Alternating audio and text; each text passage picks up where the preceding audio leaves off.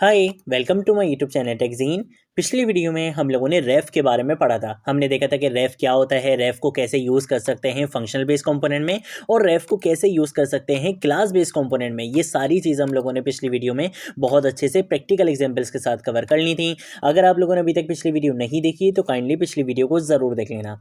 आज की वीडियो में हम देखेंगे फॉरवर्ड रेफ के बारे में, और फॉरवर्ड रेफ को आप ऐसा समझ लो कि रेफ का ही जो हमने पिछली वीडियो में पढ़ा था रेफ के बारे में, उसी का ही एक एडवांस वर्जन आप समझ लो। ठीक है, एक एडवांस टॉपिक आप समझ लो रेफ का, वो है हमारा फॉरवर्ड रेफ। ठीक है, अब फॉरवर्ड रेफ की ज़रूरत क्यों पड़ी, क्यों यूज़ करना चाहिए, कैसे यूज़ कर सकते हैं, ये सारी चीज़ें, ये सारे इंपॉर्टेंट पॉइंट्स को हम इस वीडियो में डिस्कस करेंगे। ठीक है, तो मैं क्या करूँगा, मैं इन दोनों फाइल्स को यहाँ पे कर दूंगा क्लोज, और अब हम यहाँ पर आकर एक सबसे पहले तो एक पेरेंट कंपोनेंट बना लेंगे। ठीक है, पेरेंट कंपोनेंट मैं यहाँ पे बना लूंगा फॉरवर्ड रेफ डॉट JSX के नाम से, आप किसी भी नाम से बना सकते हो। ठीक है, मैं यहाँ पर आकर लिखूंगा RAFCE। इससे क्या होगा, मेरा react arrow functional based component बना दिया जाएगा एक्सपोर्ट स्टेटमेंट के साथ। ठीक है, यहाँ पर अगर इस डिफ की जगह मैं यूज़ करूँगा रिएक्ट फ्रेगमेंट का कॉन्सेप्ट, और यहाँ पर अगर एक H2 का टैग लगाऊंगा, यहाँ पे मैं लिख लूँगा कि भाई आज की वीडियो का हमारा टॉपिक क्या है, forward ref in React JS। ठीक है, तो हम यहाँ पे लिख लेंगे forward ref in React JS। ठीक है, उसके बाद कंट्रोल ऐसे सेव करूँगा, यहाँ पर इसको एक्सपोर्ट करा चुका हूँ, इसका मतलब है इसको किसी भी कंपोनेंट में इंपोर्ट करवा सकते हैं। तो इस app.js में आएंगे, इस H1 टैग के बाद मैं इस कंपोनेंट को क्या करूँगा, यहाँ पे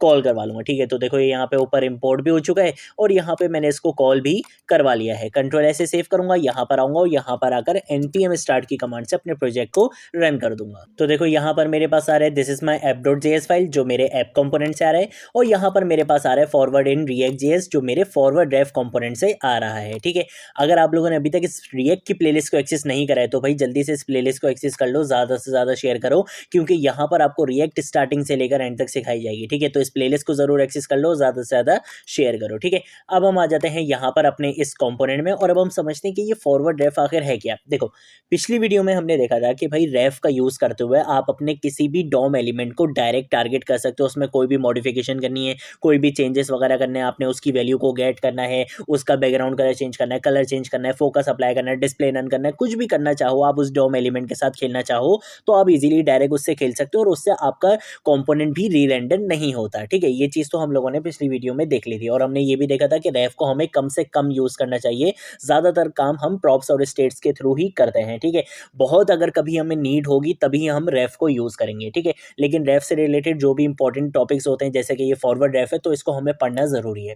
अब ये फॉरवर्ड रेफ का मतलब क्या है, देखो पिछली वीडियो में हमने देखा था कि भाई हमारा एक इनपुट टैग है। ठीक है, और हम उस इनपुट टैग को टारगेट कर रहे थे अपने बटन के क्लिक पे। इनपुट टैग भी सेम कंपोनेंट में था और वो बटन भी सेम कंपोनेंट में था, लेकिन अगर मेरा बटन हो पेरेंट कंपोनेंट में और जिस एलिमेंट को मैं टारगेट करना चाहता हूँ वो हो मेरा चाइल्ड कंपोनेंट में, तो वो काम मैं कैसे करूंगा, फिर मैं उसको कैसे डॉम एलिमेंट को टारगेट करूंगा डायरेक्टली, फिर मैं रेफ का यूज़ करते हुए कैसे उसको टारगेट कर सकता हूँ। इसी चीज़ के लिए आप क्या यूज़ करते हो, फॉरवर्ड रेफ यूज़ करते हो। देखो फॉरवर्ड से आपको पता चल रहा है, ठीक है, नाम से ही आपको पता चल रहा है कि भाई एक रेफ होगा, उसको आप क्या कर दोगे, आगे फॉरवर्ड कर दोगे। जैसे मैसेज फॉरवर्ड करते हैं ना, वैसे ही आपके पास एक रेफ होगा, बटन के क्लिक पर आप उस रेफ को क्या कर दोगे, आगे फॉरवर्ड कर दोगे। तो वो काम हम कैसे कर सकते हैं, ये चीज़ आज हम देखेंगे। तो उसके लिए मैंने यहाँ पर एक पेरेंट कंपोनेंट तो बना लिया, अब मुझे क्या चाहिए, एक चाइल्ड कंपोनेंट चाहिए। तो चाइल्ड कंपोनेंट के लिए मैं यहाँ पर आऊँगा इस SRC फोल्डर में, और यहाँ पर आकर मैं क्या करूँगा, चाइल्ड फॉरवर्ड रेफ के नाम से क्या करूँगा, एक कंपोनेंट बना लूँगा। ठीक है, .jsx, और यहाँ पर आने के बाद RAFCE लिखूँगा। इससे क्या होगा, react arrow functional base component बन जाएगा,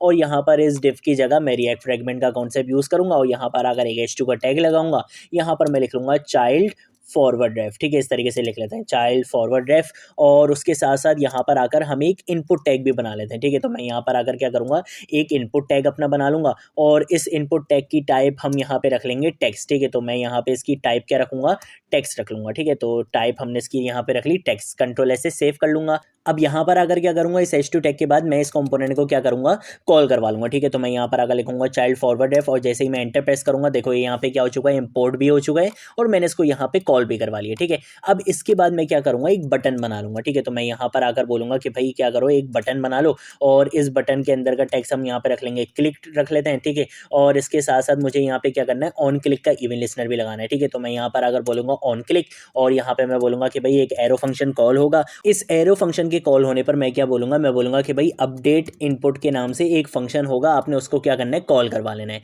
अब ये फंक्शन कहाँ पर बना हुआ है, चलो इसको बना लेते हैं। कंट्रोल सी करूँगा, यहाँ पर आऊँगा और यहाँ पर आकर कंट्रोल वी से मैं इसको पेस्ट कर दूंगा और मैं यहाँ पर बोलूँगा कि भाई ये क्या है, ये है एक आपका फंक्शन, ठीक है। और इस तरीके से मैं यहाँ पे आके क्या करूँगा, पैरेंथेसिस लगाऊंगा, कर्ली ब्रैकेट्स लगाऊंगा, ये हमारा क्या बन चुका है, फंक्शन बन चुका है। अब इस फंक्शन में काम क्या करना है, मैंने अपने रेफ को क्या करना है, सेंड करवाना है, ठीक है। मैंने अपने रेफ को क्या करना है, आगे फॉरवर्ड करना है। तो उस चीज़ के लिए सबसे पहले तो आपको रेफ बनाना पड़ेगा। तो रेफ आप कैसे इंपोर्ट करते हो, आप यहाँ पर आओगे, आप यहाँ पे आके कॉमा लगाओगे, कॉमा लगाने के बाद कर्ली ब्रैकेट्स लिखोगे और यहाँ पर अगर बोलोगे कि भाई यूज रेफ हुक को क्या करो, यहाँ पे इंपोर्ट करा लो। इंपोर्ट कराने के बाद आप यहाँ पर आओ, लेट का कीवर्ड लिखो या कॉन्स का कीवर्ड लिखो, अपने रेफ को कोई भी नाम दे दो, ठीक है। आप कोई भी नाम दे सकते हो, मैं यहाँ पे दे देता हूँ माई रेफ, ठीक है। तो मैं यहाँ पर आकर लिखूंगा यूज रेफ, ठीक है। और यहाँ पे मैं इस तरीके से पैरेंथेसिस लगा लूंगा। आप चाहो तो आप इसमें कोई बाय डिफॉल्ट वैल्यू भी पास करवा सकते हो, नल पास करवा सकते हो, कुछ भी पास करवा सकते हो। मैं इसको एम्प्टी रहने देता हूँ, ठीक है। अब आपने क्या करना है, आपने इस माई रेफ को सेंड करवाना है। कहाँ पे सेंड करवाना है, आपने इस चाइल्ड कॉम्पोनेंट में इसको सेंड करवाना है और एज अ प्रॉप सेंड करवाना है। ये चीज याद रखना कि उसकी प्रॉपर्टी क्या रखनी है, रेफ रखनी है। तो मैं यहाँ पे आके लिखूंगा रेफ इक्वल टू कर्ली ब्रैकेट्स और मेरे रेफ का क्या नाम है, माई रेफ। तो मैं इसी को कंट्रोल सी करूंगा और यहाँ पर लाकर कंट्रोल वी से इसको पेस्ट कर दूंगा। तो ये क्या होगा, यहाँ पे ये पास हो जाएगा। अब बटन के क्लिक पर करना क्या है, बटन के क्लिक पे मैं ये बोलूंगा कि भाई सबसे पहले तो आपने ये करना है कि भाई माई रेफ, तो मैं यहाँ पे आकर लिखूंगा माई रेफ डॉट करंट लिखूंगा सबसे पहले। तो उसके बाद मैं यहाँ पे लिखूंगा कि भाई करंट की वैल्यू आपने क्या कर देनी है, मैं यहाँ पे बोलूंगा कि भाई बटन के क्लिक पर आपने उस इनपुट फील्ड की वैल्यू क्या कर देनी है, फर्जीन कर देनी है, ठीक है। ये इस तरीके से यहाँ पर अब सेंड तो हो गया। अब जब सेंड हो गया, फॉरवर्ड करवा दिया, तो फॉरवर्ड करवाने के बाद उसको वहां पे क्या करना पड़ेगा, रिसीव भी करना पड़ेगा। तो उसको कैसे रिसीव करना है, आप यहाँ पर आओगे अपने चाइल्ड कंपोनेंट में और यहाँ पर आकर सबसे पहले आप इंपोर्ट करा लोगे किसको, फॉरवर्ड रेफ को, ठीक है। यहाँ पर आपने क्या करना है, फॉरवर्ड रेफ को इंपोर्ट कराना है। अब ये जो फॉरवर्ड रेफ है ना, ये एक तरीके का क्या होता है, रैपर होता है। ये क्या करेगा, इस कंपोनेंट को अपने अंदर रैप कर लेगा, ठीक है। तो अब आपने इसको कैसे करना है, आप यहाँ पर आओगे इस एक्सपोर्ट स्टेटमेंट में, यहाँ पर आने के बाद आप यहाँ पे आगे लिखो अपना फॉरवर्ड रेफ, ठीक है। फॉरवर्ड रेफ जो अभी अभी आपने क्या करा है, इंपोर्ट करवाया, आपने उसको यहाँ पे लिखा और उसके बाद इन पैरेंथेसिस के अंदर आप अपने कंपोनेंट का नाम लिख दो। बस सिर्फ इतना सा काम करना है आपने। ये क्या हो चुका है, आपका एक फॉरवर्ड रेफ वाला कंपोनेंट बन चुका है। अब आपने उसको गेट कैसे करना है, सबसे पहला पैरामीटर आप यहाँ पे दोगे प्रॉप्स, क्योंकि प्रॉप्स के थ्रू क्या कर रहे हो, आप रेफ को पास करवा रहे हो। तो पहला पैरामीटर तो प्रॉप्स आएगा। उसके बाद आप बताओगे कि भाई प्रॉप्स में क्या भिजवा रहे हो, रेफ भिजवा रहे हो। तो मैं यहाँ पे लिखूंगा रेफ भिजवा रहा हूँ मैं यहाँ पे, ठीक है। आप यहाँ पे वैसे कुछ भी लिख सकते हो क्योंकि पैरामीटर का नाम आप यहाँ पे चेंज कर सकते हो, ठीक है। मैंने यहाँ पे क्या रख लिया, रेफ लग लिया। अब इतना करने के बाद आपने क्या करना है, आप यहाँ पर आओगे, यहाँ पर अगर आप लिखोगे रेफ की प्रॉपर्टी, ठीक है। आपने यहाँ पे रेफ लिखना है और रेफ के अंदर क्या आने वाला है, ये रेफ आने वाला है, ठीक है। तो मैं यहाँ पे लिख लूंगा ये वाला रेफ, ठीक है। मैं यहाँ पे लिख लूंगा REF। आप यहाँ पे चाहो तो आप यहाँ पे कोई भी नाम दे सकते हो, मैंने सिंपल रखा हुआ है यहाँ पे रेफ, ठीक है।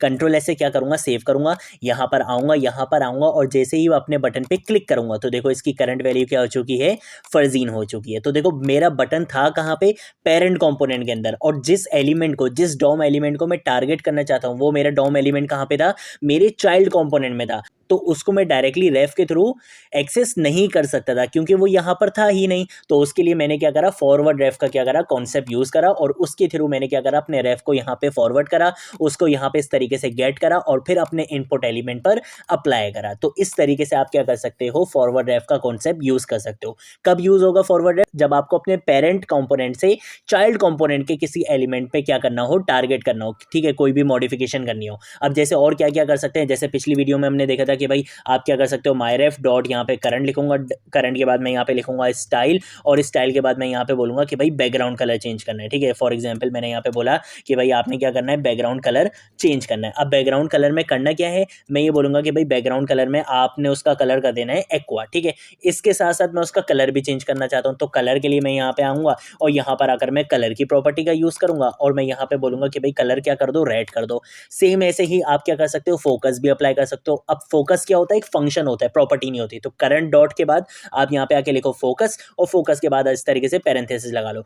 अब होगा क्या, जैसे ही मैं बटन पे क्लिक करूंगा सबसे पहले फर्जीन लिखा हुआ आएगा, फर्जीन के बाद उसका बैकग्राउंड कलर क्या हो जाएगा, एक्वा हो जाएगा। एक्वा के साथ साथ उसका जो कलर होगा, जो फर्जीन लिखा हुआ होगा उसका जो कलर होगा वो रेड होगा। और इसके साथ साथ मेरा फोकस उस इनपुट फील्ड पे आ जाएगा, मतलब जो कर्सर होगा वो डायरेक्ट कहाँ पे आ जाएगा, उस इनपुट फील्ड के अंदर आ जाएगा। ठीक है, यहाँ पर आता हूँ, यहाँ पर अगर इस पेज को क्या करूँगा, रिफ्रेश करूँगा, जैसे इस बटन पे क्लिक करूँगा तो देखो मेरा एक कर्सर भी इसके अंदर आ रहा है, मेरा कलर भी चेंज हो गया, बैकग्राउंड कलर भी चेंज हो गया और वैल्यू भी यहाँ पर ऐड हो चुकी है। और हमने देखा था कि जब भी हम रेफ पर काम करते हैं तब हमारा कंपोनेंट री रेंडर नहीं होता है। तो देखो कितनी अच्छी चीज़ है। लेकिन इसके साथ साथ रिएक्ट का अपना ये लॉ है, अब आप इसको लॉ बोलो, आप इसको गाइडलाइन बोलो, कुछ भी बोलो, लेकिन रिएक्ट ये बात खुद कहता है कि आप रेफ को कम से कम यूज़ करना, क्योंकि रेफ क्या करता है, डायरेक्ट डॉम एलिमेंट्स को टारगेट करता है। और रिएक्ट कहता है कि भाई आप डायरेक्ट डॉम एलिमेंट्स को टारगेट नहीं करो।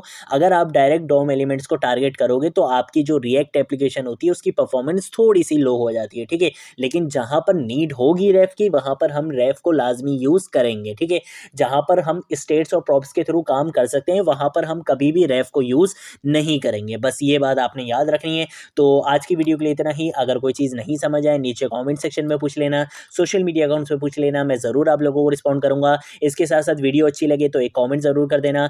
अब हम मिलेंगे नेक्स्ट वीडियो में नेक्स्ट टॉपिक के साथ, तब तक के लिए बाय बाय।